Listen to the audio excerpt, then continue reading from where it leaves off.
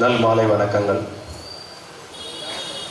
மேடையில் வீற்றிருக்கும் பெரியோருக்கும் முன்னே அமர்ந்திருக்கும் ஆன்றவில் அடங்கிய சான்றோர் குடும்பத்திற்கும் அடியனின் பணிவான வணக்கங்கள்.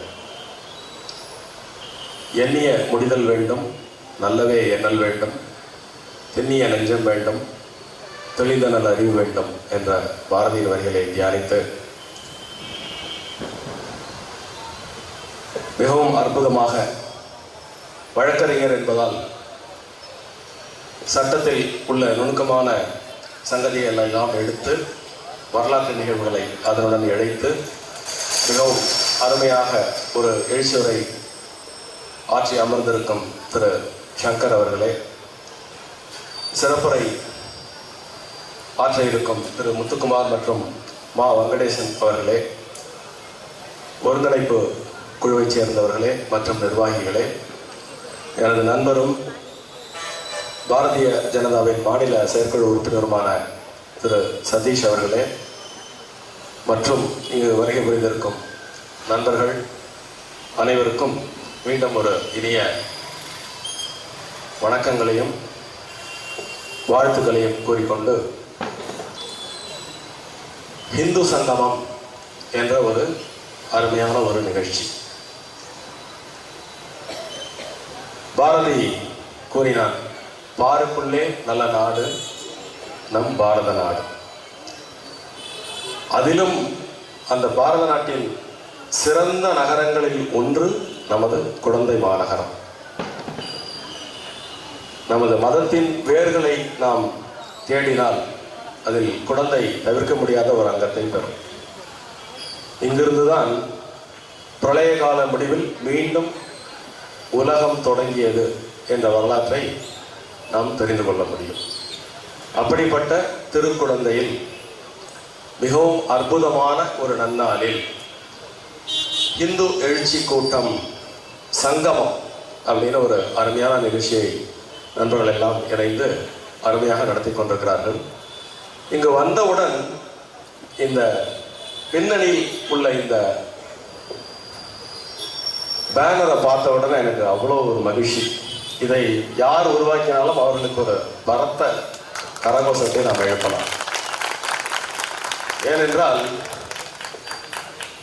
திரு சங்கர் அவர்கள் ஆங்கிலேயர்கள் திட்டமிட்டு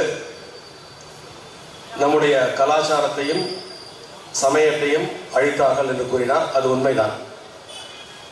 அந்த காலகட்டத்தில் அந்த அழிவிலிருந்து நமது சனாதன தர்மத்தை மீட்டெடுத்து உலகெங்கும் எடுத்து சென்றவர் சுவாமி விவேகானந்தர்.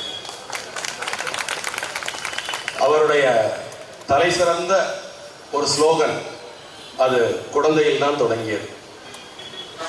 விழுமின் எழுமின் கருதிய கருமம் முடிக்கும் வரை தொடர்ந்து உழைமின் அப்படிங்கிற ஒரு அந்த ஸ்லோகத்தை திருக்குடந்தையில் தான் சுவாமி விவேகானந்தர் ஆற்றினார்.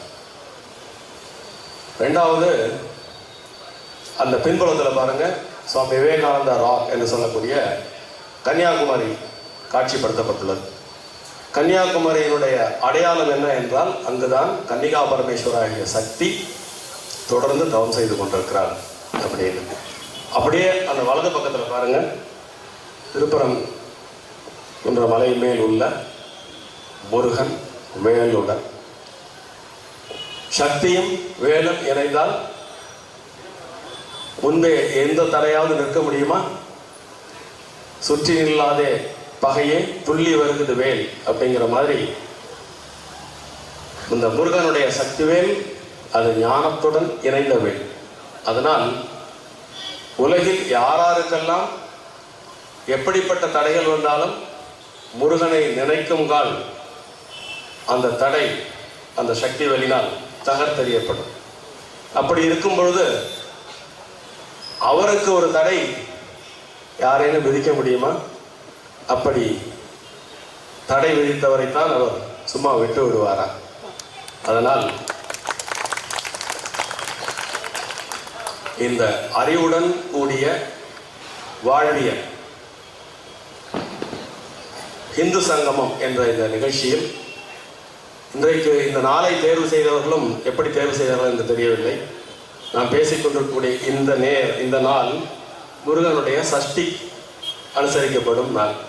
அதனால் என்ன நோக்கத்திற்காக இந்த விழாக்குழுவினர் இந்த சங்கமத்தை ஏற்படுத்தினார்களோ அந்த நோக்கம் தங்குதடையின்றி மிகப்பெரிய வெற்றியை அடைந்தே தீரும் என்று கூறிக்கொண்டு வாய்ப்பளித்தமைக்கு நன்றி கூறி அமைகிறேன். நன்றி.